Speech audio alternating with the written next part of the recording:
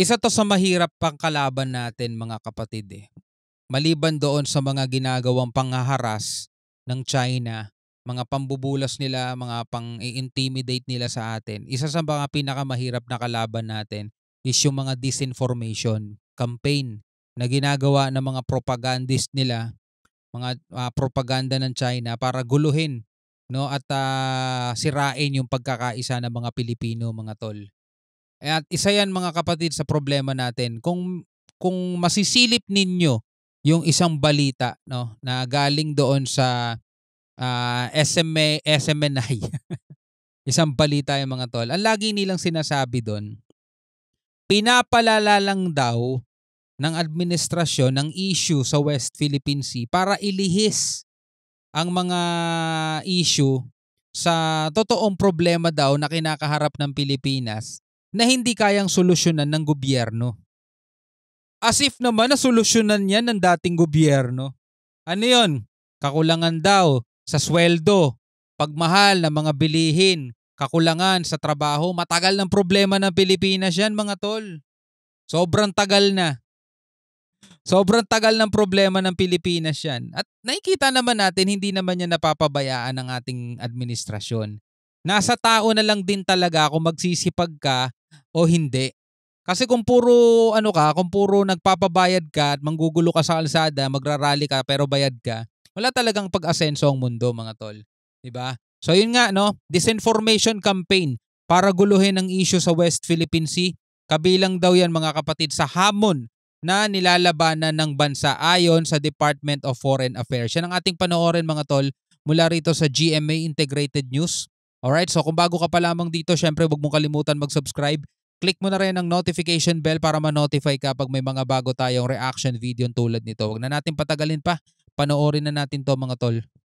Kasunod ng mga paulit-ulit na panghaharang at panghaharas ng mga barko ng China sa mga barko ng Pilipinas, dapat daw na ihayag ang pagiging illegal ng 9-dash line na sinasabing basehan ng China sa pag-angkin sa karagatang sakop ng Pilipinas ayon sa DFA. Nakatutok si June Veneracion. Sa pa yan, di ba? Yung 10-dash line nila, hindi na nga 9-dash line ngayon 10-dash line na. Yan ang yan ang matinding pinanghahawakan ng China at yan ang pinanlalaban nila mga tol na kaya nila sinasabing illegal daw ang ginaang Pilipinas kasi nasasakop daw yung mga karagatan na yan at yung isla ng Scarborough sa kanilang soberanya dahil pasok daw yan sa kanilang 10-dash line. Na alam naman nating labag sa international law at UNCLOS.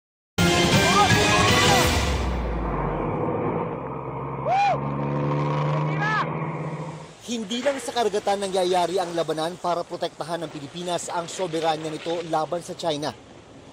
Matindi rin ang propaganda war. Sa speech na binasa ng isa niyang assistant secretary, sinabi ni Foreign Affairs Secretary Enrique Manalo na maraming hamon ang kinakaharap ng Pilipinas. Isa riyan ang disinformation campaign para guluhin ang isyu ng West Philippine Sea.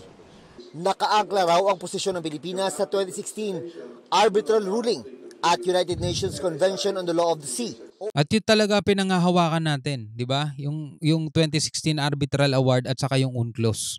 2016 Arbitral Ruling at United Nations Convention on the Law of the Sea o UNCLOS. We must expose the illegality of the 9-dash line that is being used as the basis for threatening the livelihoods of our fishermen. We should not allow ourselves to be painted as the aggressors or the violators. Di ba? Tapos ang sinasabi ng China mga tol, Pilipinas pa daw ang nagpo-provoke. At yun din ang sinasabi ng mga pro-China rito. Patuloy daw na pinoprovoke ng Pilipinas ang China. Yun ang naririnig natin sa isang attorney mga tol. Malinaw daw kung sino ang lumalabag sa international law sa West Philippine Sea. Tama. We categorically reject the excessive claims and aggressive actions by the People's Republic of China in the WPS, where they stand in stark opposition to the rule of law and the very principles that ensure peace and stability in our region. Diba sinasabi pa nga nila nagpapagamit daw ang Pilipinas sa Amerika? Ganon sila katindi gumawa ng kwento at disinformation mga tol. At tignan mo yung ibang mga Pilipino yun din ang paniniwala. Diba yung mga sumugod sa US Embassy nung nakaraan nagrarally?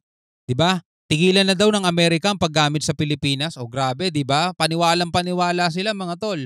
O bayad kasi sila. law, and the very principles that ensure peace and stability in our region. China is just violating the international law, and they are blatant offenders of the United Nations Convention of the Law of the Sea. Huwag kang iyak.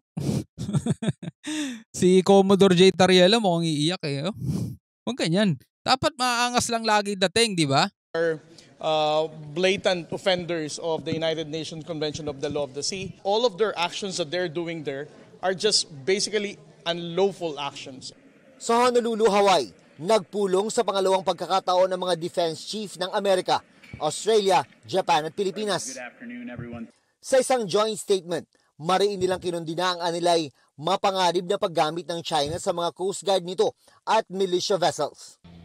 Nagpahayag ng pagkabahala ang apat na opisyal sa sitwasyon sa South China Sea at patuloy na pagharang ng China sa mga barko ng Pilipinas sa Ayungin Shoal. Mananatili raw ang commitment ng apat na leader na magtulungan para sa peace and stability sa Indo-Pacific region. We must be ready to answer the PRC's increasingly. Ano? We must be ready to answer the People's Republic of China. China's increasingly intrusive and expansionist claims in the Indo-Pacific region. Naghahanda na mga tol ang iba't ibang mga bansa. No, sabi to ni Admiral Samuel Paparo, Commander of US Indo-Pacific Command.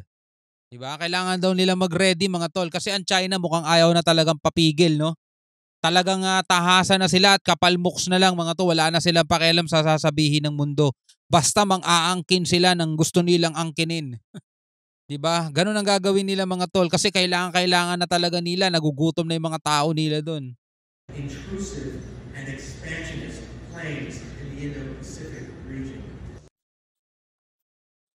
Ganun katitindi mga tol. Diba? Wag naman sana dumating na magsimula pa talaga itong gera. Sana ang pagkakampi-kampihan ng napakaraming bansa, sana nga buong mundo magkampi-kampihan na talaga at para matigil mga tol. Umatras na yung China doon sa kanilang karagatan. Wag na nilang i-push yung kanilang 10-dash line kasi wala naman talagang basis yun. Walang basehan. Nakapirma sila sa UNCLOS pero hindi nila nire-respeto at ino-honor yung pirma nila. Wala namang bansa na nagmamay-ari ng buong karagatan mga tol. Sila lang ang bukod tanging bansang gumagawa niyan. Ganyan sila kaganid mga tol. At yung mga pro-China naman bulag sa katotohanan. Kitang-kita na nga nila kung gaano kaganid itong China. Pinagtatanggol pa nila. Diba? Biruin mo napakainit ng panahon. Susugod ka sa US Embassy para mag-rally. Sasabihin mong Amerika, ninanakaw ang ating mga likas yaman. Samantalang itong China, kitang-kita nila kung, ewan ko kung nakikita nila o baka natatakpan ng pera. Kitang-kita nila, pinapalayas yung mga mangingisda natin. Di ba? Wina-water cannon tayo. Yung mga corals doon sa Pag-asa Island, sira-sira na. O di ba? Sinira na nila yung ating likas yaman. Yung mga isda, konti na lang. Gusto nilang kunin yung langis at gas, natural gas, na nasa ilalim ng West Philippine Sea. Amerika ba gustong kumuha nun o China? O, di ba? China gustong kumuha nun. Bakit hindi sila sumusugod sa Chinese Embassy? Bayad nga sila eh. Di ba? Bayad nga sila eh. Ano pa ba? Bakit sila susugod dun yung nagpapasweldo sa kanila? Anyway mga kapatid, bilang isang Pilipino, ano masasabi mo dito sa video napanood at balitang napanood natin? Pwede ka magbigay ng commentary at reaction sa ibaba mga kapatid. Hanggang sa muli, ako nga pala si Shobaldi. Peace out.